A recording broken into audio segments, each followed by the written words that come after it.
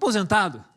Então, com você, o aposentado mais querido da administração, professor Chico Gaetani. Por favor, recebam aqui, com carinho. Você é um palpiteiro experiente, né, Chico? Trabalhou muito para isso, né? Seja bem-vindo. A palavra é sua. Obrigadão. Obrigado. Deixa isso aqui, então. Bom, pessoal, obrigado pelo convite. É sempre um prazer, uma honra muito grande estar aqui com vocês. E devo estar falando alguma coisa errada, que estão me chamando de novo para falar, né? Então, Cláudio, é um prazer, quem sabe entender, né? Mas, enfim, é sempre uma alegria muito grande. Na administração, a gente tem poucas oportunidades de aprender, e eu confesso que uma das áreas com que eu aprendi mais no governo tem sido do TCU. E acho que isso é um privilégio. O pessoal, às vezes, reclama que eu bato demais, mas não é verdade. É isso, no fundo, porque o TCU hoje é o grande área para a administração pública não funcionar. Então, tem que esclarecer essa conversa. Porque hoje nós estamos vivendo um momento em que o governo precisa entregar muito e ele vem se escondendo em uma série de desculpas que a gente precisa objetivar e colocar a bola no chão para trabalhar. Acho que as apresentações que eu vi foram bastante interessantes. Gostei muito do Rodrigo, né? Porque me lembrou um episódio, depois eu vou citar aqui, que envolve o Cláudio aqui também, né? Você faz parte do TCU do B, né? Que é o TCU que administra o TCU, né? Que não é o TCU que faz os acordos e tal, né? Então, enfim, mas vamos lá. O Danielino falou para sobre gestor do futuro. Eu falei, mas logo eu estou aposentando, né? Não sei se eu sou a melhor pessoa, né? Do presente não vai lá, mas do futuro, aqui eu tenho que apontar para lá, né? Para lá, para cá, para cá. Requer uma inteligência superior isso aqui. Isso, consegui. Vamos lá. Primeira coisa, acho importante relativizar um pouco essa coisa do gerente. O fator humano importa, né? Mas, a verdade, o contexto condiciona muitas coisas, né? As cadeiras, né? As cadeiras possuem as pessoas. A pessoa senta numa cadeira, muda de cadeira, muda a programação toda, né? Eu me lembro quando umas discussões clássicas sobre vinculação, né? O ministro Zé Serra, ministro do Planejamento, depois ministro da Saúde. O ministro do Planejamento contra todas as vinculações. O ministro da Saúde, obviamente, tem que vincular, etc., etc. O ministro Nelson Machado também, no Planejamento, depois na Previdência. Então, as cadeiras condicionam muito o que a gente pensa, fala e vocaliza, né? A cultura da organização modela os gestores. Todas as organizações, as que são mais fortes, têm suas doutrinas, têm seu espírito de corpo, e tem patologias também, né? Isso independe um pouco das pessoas. Tecnologia faz muita diferença. Isso aí numa casa intensiva em tecnologia, numa casa intensiva em papel e lápis, né? Os padrões corporativos, tem instituições que você tem uma newsletter, tem um código de conduta, tem um uniforme, tem um linguajar próprio, né? Vamos pegar o Itamaraty, por exemplo, né? É visível, o Tesouro, mesma coisa, né? E, às vezes, também faz da instituição participar ou não em redes mais amplas. Tem instituições que são bunkers, né? Então, elas se comportam, é um mundo fechado, um sistema fechado. Outras inseridas em contextos mais amplos. Tudo isso relativiza um pouco o papel do gerente. Então, o indivíduo, às vezes, não é tão 100% do que importa, né? Bom, vamos falar um pouco do Executivo Federal com o qual vocês interagem, né? Nós estamos falando dos ministérios, né, do recrutamento amplo, recrutamento restrito, né, das funções gratificadas, do universo das fundações e autarquias, das organizações, das estatais, serviços sociais autônomos, organizações sociais e alguns órgãos híbridos esquisitos que nós não resolvemos muito bem o que fazer, como é que lida com eles, os órgãos corporativos, os CREAs, OABs, essas coisas, né? Uma pergunta que está posta hoje é essa. Não está posta aqui no Brasil, mas ela está posta. Está acabando o serviço público? Nós estamos vivendo um Estado reduzindo seu papel, né? Privatização, descentralização, provisão pelo terceiro setor. A revolução digital está tratorando uma série de áreas do governo. Eu me lembro, naqueles meses que antecederam o impeachment, eu trabalhava como secretário executivo do Planejamento com o ministro Valdir Simão, e ele, passando uma reunião, fez um comentário assim, mas para que expor? Assim, mas não foi falando assim, pensando alto. Por quê? Pessoal, sistema. Orçamento, sistema. Finanças, sistema. TI, sistema. Logística, sistema. Então, você precisa de gestores de sistemas, de contratos. As áreas meio estão sendo impactadas fortemente pela revolução digital, né? E em muitas áreas, as fronteiras com a iniciativa privada estão caindo e você caminha para a direção da unificação do mercado de trabalho. Isso aconteceu, por exemplo, num país a que a gente distribui muitas responsabilidades, no tal de Portugal, né? Já não há mais a divisão setor público e setor privado. Unificou-se o mercado de trabalho como alguns países anglo-saxões, embora haja sempre algum tipo de nuance e cuidado em relação ao setor público, né? Nós estamos vivendo um momento também do avanço dos home offices, bancos de horas, flex time, e regularmente assim, não está havendo um movimento consistente. Alguns órgãos, algumas áreas. E você tem uma situação que foi colocada em algumas exposições aqui, onde a transparência avança avassaladoramente, né, e equalizando um pouco o mundo do trabalho no setor privado e no setor governamental. Ops.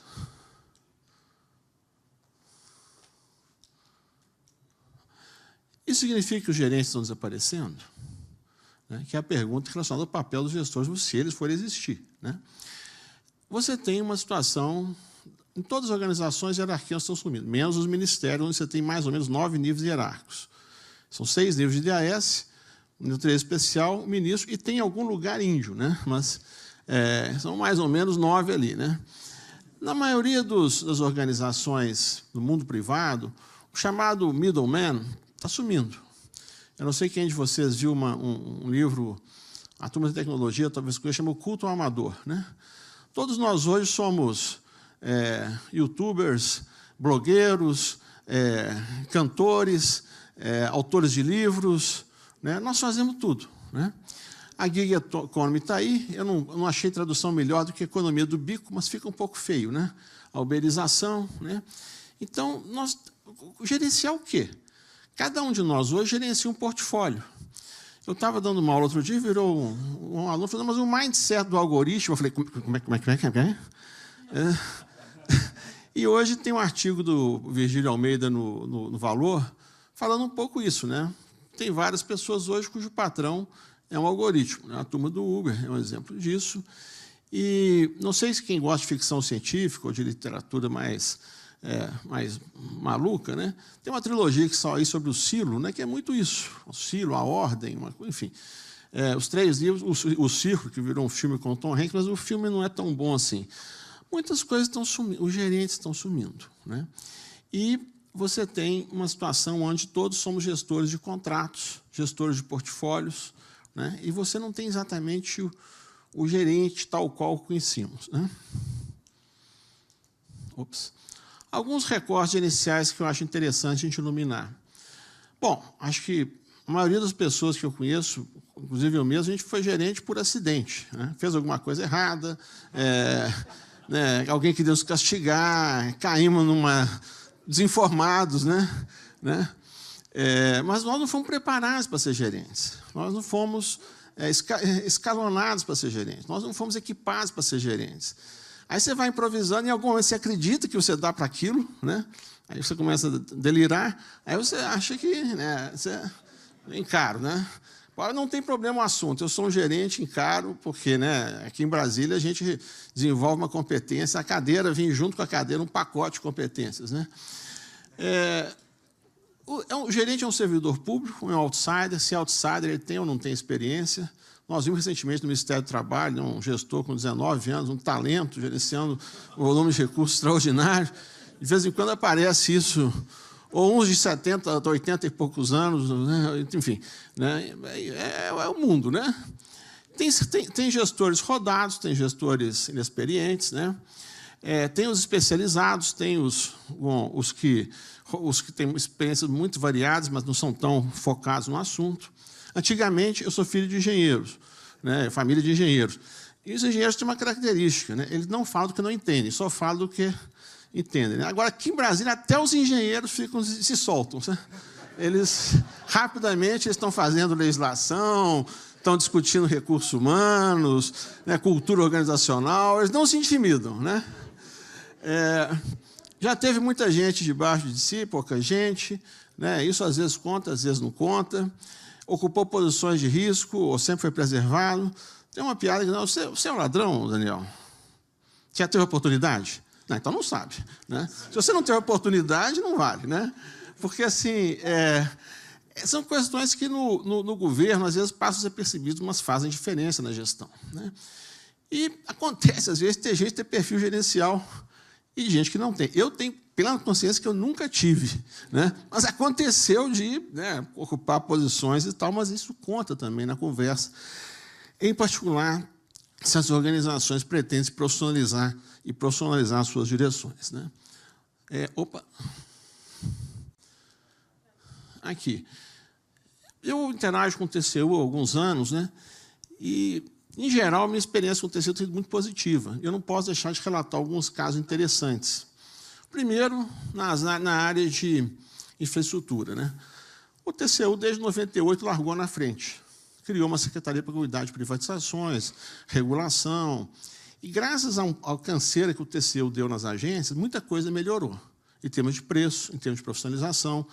Não é à toa que vocês têm um quadro coordenando o PPI na presidência. Quer dizer, o TCU, nessa área de concessões, e, para minha desmoralização, atuando, às vezes, ex ante, né? Eu fui espancado uma vez num debate no Congresso pelo Marcelo, que não está aqui, defendendo a atuação ex ante do TCU, com casos ótimos, né? Mas essa é uma área que o TCU ajudou demais o governo, mas continua mal resolvida. Porque se esse assunto depende do TCU e tem que estar na presidência, ele não está funcionando onde devia em algum lugar, né? E aí, um outro caso que o TCU teve uma atuação muito importante, mas deixou uns fios soltos. O caso do sistema de convênios e o caso das universidades federais. Eu me lembro, no segundo mandato do governo Lula, o TCU deu uma dura nas universidades que quase resolveu o problema, mas não resolveu, das fundações. O problema chama-se a remuneração dos professores de dedicação exclusiva. E que acabou tendo uma solução de gambiarra, que não, das 40 horas, pode ser 12, 16, construir uma solução muito ruim, mas que faltou pouco para resolver, e não resolveu porque a pressão corporativa no executivo e as próprias fundações e professores que se beneficiavam do bolsismo, na hora H, e o TCU mudou de assunto, não insistiu. O outro é o Siconv, que era uma coisa importantíssima, mas quase 10 anos depois, tudo bem, o sistema tem evoluído muito, só que não tem dinheiro no sistema. Está lá as emendas parlamentares, mas não está o fundo a fundo, não está a PAC, enfim, né? Então, está entrando agora, mas não estava, né? Bom, algumas induções exitosas, o caso de governança, planejamento estratégico, estratégia nacional de desenvolvimento, são casos que o TCU tem tido uma contribuição decisiva para induzir o governo a fazer o que ele tem que fazer, né? Mas que não, se o TCU não pede, né, não tem jeito. Eu acho que uma coisa que eu não posso deixar de mencionar, acho que vocês têm refletido sobre isso, sobre as premissas, né? Uma vez eu fui discutir isso com um colega de vocês aqui, sobre a questão de uma série de funcionários que estão canetados, embora se reconheça que ele não haja dolo, ele é responsabilizado. Aí uma escola falou, não, mas não são tantos casos assim. Sim, mas a percepção é de uma coisa generalizada. Isso justifica o álibi do absenteísmo, da paralisia. A discussão do timing, que é uma discussão que o país vai fazer por muito tempo ainda, ex ante, em processo, ex post, né? A indústria de escavação, mesmo o TCU, às vezes tem um surto e resolve exumar os cadáveres. Vamos lá, vamos procurar os cadáveres aqui. E aí, eu brinco que onde vocês atirarem, eles vão encontrar cadáver. Agora, eles vão encontrar cadáver de elefante, de dinossauro, de cachorro, de gente, porque o governo, ou ele anda para frente, ou ele vai cuidar dos cadáveres. No meio ambiente, em parceria aqui com a CGU e também com o apoio de algumas pessoas daqui, nós montamos a Zumbilândia, né? Tinha 600 e poucos, baixando para uns 18, não, 16, 14. Mas era por quê? Os funcionários não deixam enterrar os cadáveres, não deixam libertar as almas. Porque ou não há processo e também não encerra, né? Dá mais uma chance e vai só agravando o problema, né? Mas esse não é um problema de um ministério, isso é um problema de todos os governos, de todas as áreas do governo. E o governo não consegue enfrentar. Mas vale para a Lei Rouanet, vale para MDS, saúde, enfim. Se quiser, tem escavação, arqueologia aí para anos e anos, né? E o caso do TCU do B, que eu mencionei no início, de brincadeira, mas que é um caso interessante, porque mostra como, às vezes, o avanço da administração é interessante, é complexo. Na área de TI, no segundo mandato do Lula, teve várias INs que foram negociadas, pactuadas com o TCU, mas depois o próprio TCU tinha dificuldade em trabalhar em função de envolver práticas de contratação que não eram tão simples assim, especial numa área dinâmica como o TI. Sobre isso, eu tenho um caso que eu vou contar para vocês aqui, em Avant Premier, porque é uma dissertação que eu estava orientando na Fundação e que eu achei super interessante o que aconteceu. Nova lei das estatais. As estatais podem fazer o estatuto próprio. Tudo bem até aqui? O que elas estão fazendo? Quem respondeu? Quem falou isso? É inacreditável. Esse país é inacreditável. Sinceramente. Mas o rapaz pegou, fez uma análise de todos os... Quer dizer, que país é esse? Você briga, sapateia, faz um escândalo, aprova uma lei... Porra, sinceramente... É para dar liberdade. Enfim, vamos lá. Isso aqui, uma outra discussão com vocês, eu trouxe a reflexão, mas eu acho que vocês devem ter em mente isso. A forma que o TCU, os gestores do TCU abordam os órgãos e a forma que os órgãos reagem. Você pode ter cooperação, mútua destruição, um atuando de uma forma construtiva, o outro atuando de uma forma construtiva. As gestoras já experienciaram isso. Mas é importante explorar um pouco isso aí, porque tem a ver com a questão do gestor, particularmente do executivo. Porque vocês são mais escolados, profissionais, vivem disso, é um negócio de vocês. Mas no executivo, não, né? No executivo, é uma experiência única, né? O primeiro encontro com o TCU, né? Enfim, é sempre uma coisa que ninguém esquece, né? Vamos lá. Alguns perfis gerenciais problemáticos, né? Do órgão auditado. Estou aqui de passar, cheguei agora, estou saindo, não estou aqui, né? Alheio e ignorante sobre o que é o TCU, defensivo e agressivo, né? Não conhece o assunto, não, aquele chefe que é administrado pelo pessoal, desconhecimento das legislações, né? Pouco responsabilizável. Isso é uma coisa que todo funcionário público, permanente ou de passagem, a primeira coisa que todos têm competência é como diluir responsabilidades, né? É uma competência que todos desenvolvem rapidamente. E sem memória técnica, né? No caso do TCU, quando o TCU trata os órgãos de forma diferente, você imagina tratar, por exemplo, a Secretaria de Direitos Humanos como você trata o DENIT, como você trata o Tesouro, né? Não é exatamente a mesma coisa, né?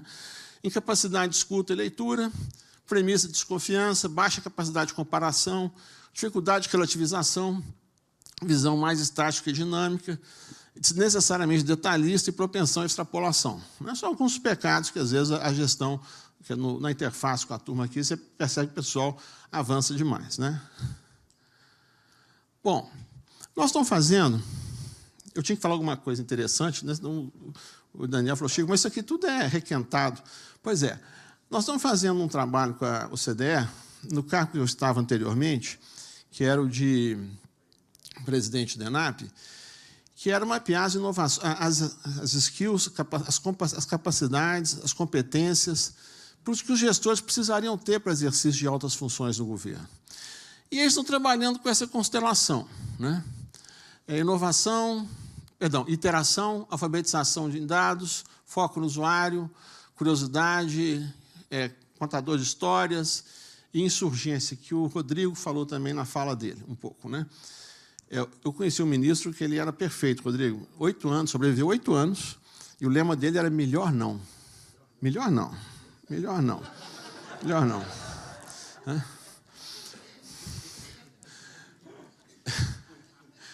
Bom, vamos lá. Iteração.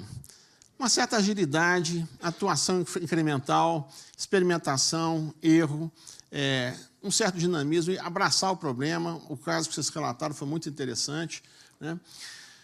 Alfabetização em dados. Gente, a gente não precisa ter cálculo 3, mas não pode ter vertigem cada vez que se depara com uma planilha. né? Não, minha vista turva, né? Meus... né? A mesma coisa vale para as narrativas. Tem uma turma que já tem que escrever, não chama aquele cara lá do quarto andar que ele sabe escrever, né? Tem que colocar uma forma de histórias. O TCU, uma das coisas que explica o avanço do TCU, eu acho, foi o show de bola que vocês fizeram na área de comunicação. Tem o acórdão, é escrito em sânscrito, Yiddish, né? Tem o sumário executivo, com o qual as pessoas se relacionam, mais ou menos, e tem aquele briefing, né, que é uma coisa sensacional, que é em português, né, que a mídia se apropria, que os principais achados é isso aqui, né, mas isso faz o executivo não tem isso. Nenhum órgão do executivo consegue fazer isso. Sabe? E vocês têm feito muito bem, né? Bom, foco no usuário, resultados, solução de problemas, gostar dos problemas, os desafios que vocês mencionaram aqui das experiências de vocês, desafios cabulosos, né? Curiosidade, que pega o nosso funcionário público em geral, a primeira coisa que ele aprende é não se meter no que não é da competência dele, né? É inibir a curiosidade dele, né? Não fazer perguntas inconvenientes, cada um no seu quadrado, né? Bom, contar as coisas sob a forma de histórias. Se não dá para colocar sob a forma de história, esquece. É muito simples. Não precisa estar todos, tem que contar numa forma de história. Blog, põe no YouTube, dá em 5 minutos, dá para colocar no podcast, então esquece, né? Então, a depender dos outros aí, e a gente está vendo isso diariamente em todos os assuntos, né? Eu mesmo estou pensando em fazer agora um canal, um YouTube, um blog, né? Vamos ver o que acontece. E o mais difícil, que eles chamam de insurgentes, né? São os desobedientes, criador de caso, né? Que é sarna para se coçar, que é quem questiona a inércia. Às vezes, eu já falei isso outras vezes, meio de brincadeira, mas o espírito disso é verdade. Inovar no setor público é ilegal, né? Claro, não está previsto em lei, não tem amparo jurídico, blá, blá, blá, blá, blá, blá, blá, né? Ops. Bom, o gestor do presente e o gestor do futuro. O gestor do presente ele não foi preparado tecnicamente para ser gerente, ele é defensivo, está em pânico e paralisado, né? Vê se dá tempo de chegar até aposentar, né? Ser substituído, antes que aconteça alguma coisa, né? Antes que as bombas que estão ali debaixo dele explodam, né? Ele é formado na prática, e, em geral, ele tornou-se um generalista, né? Rapidamente sucateou a formação que ele tinha em alguma coisa, né? Os ciclos profissionais são longos, né? Em geral, a experiência dele é restrita ao setor público e, se não era advogado, virou, né? Eu tenho uma tese que aqui em Brasília, a gente, depois de um certo tempo, ou faz direito ou vira vegetariano, né? Eu tenho um amigo que fez as duas coisas, né? Não é questão de tempo, né? Enquanto aparentemente, o gestor do futuro seria mais preparado para o cargo, mais proativo, mais criativo, né? Combinaria a formação prática também com alguma formação técnica específica, vai entender de alguma coisa, porque aqui, eu não sei vocês, mas ao longo do tempo, se você entendia de alguma coisa, vai sucatear, vai atrapalhar você logo, né? Os ciclos profissionais são mais curtos, eles circulam mais, trabalha no órgão, volta, faz um secondment, né? E vocês têm isso aqui, vocês são uma das poucas instituições que fazem isso, manda o cara, passa um tempo no órgão, volta, manda para o exterior, volta. Isso é porque se fosse o executivo, estava na cadeia, crime hediondo, né? Então, isso vai ter uma dominância gerencial, uma valorização maior do executivo, né? Ops. Então, o gestor, bom, primeiro, ele não será um super profissional. Não dá para idealizar que não vai ser ninguém muito diferente da gente, não, sabe? Mas ele vai ser um pouco mais turbinado, sabe? Vai ter uns chips, né? E vai mudar um pouco. Ele vai lidar melhor com dados, mais dados e menos, as equipes vão ser menores. Ele não vai funcionar mais sozinho, não vai ter essa coisa de o cara que carrega o piano, né? Vai trabalhar mais as capacidades de discernimento e de o que gera valor para a sociedade. Ele vai melhorar a capacidade de julgamento. São soft skills e difíceis, só com muita experiência que, em geral, as pessoas adquirem, né?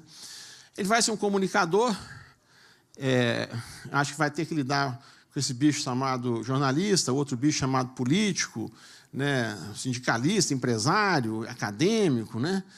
Porque eu sou de uma geração da burocracia que sabe lidar com outros burocratas, né? Nada mais que isso. E, por favor, não me crie problemas, né? E vai ser mais proativo e tomador de riscos. Porém, de uma forma equilibrada e compartilhada. Não se trata necessariamente de gestão temerária, mas sim de um comportamento mais experimental e confiante, né? Nós vamos ter um novo serviço público, já que aquele teoricamente está acabando? Bom, não sei. Primeira pergunta, o mundo jurídico vai sobreviver? Né? Porque é um senhor bunker. Por mundo jurídico, eu falo o Judiciário, o Tribunal de Contas, o Ministério Público, a Advocacia Geral da União, a Defensoria Pública e CGU, embora o TCU e a CGU não sejam, estritamente falando, mundos jurídicos. Né? Isso, como é que vai ser? Porque a tecnologia está implacável. Você tem escritório de advocacia agora, o mindset do algoritmo já está comandando, né? As decisões, a jurisprudência, as pesquisas. Então, a gente deveria precisar de menos advogados, não mais advogados. O Brasil é o país que mais produz advogados no mundo. Nós estamos vendo como exportamos agora, né? Para ver se quer. Né? Enfim, compartilhar o bem. Né?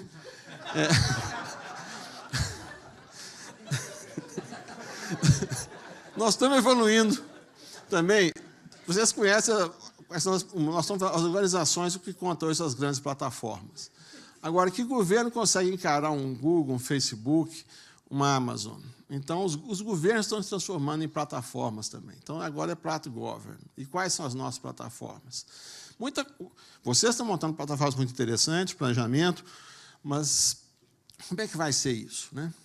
O novo governo vai ser um governo de plataformas, as minhas plataformas, suas plataformas. Vocês imaginam o que é um CGTI no ministério interagir com o cara da Microsoft?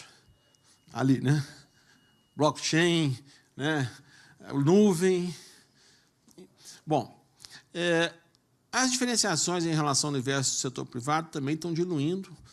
As fronteiras nacionais, há uma entrevista do Ari outro dia, né? O cara aí do Sapiens, Homo Deus, 21 lições.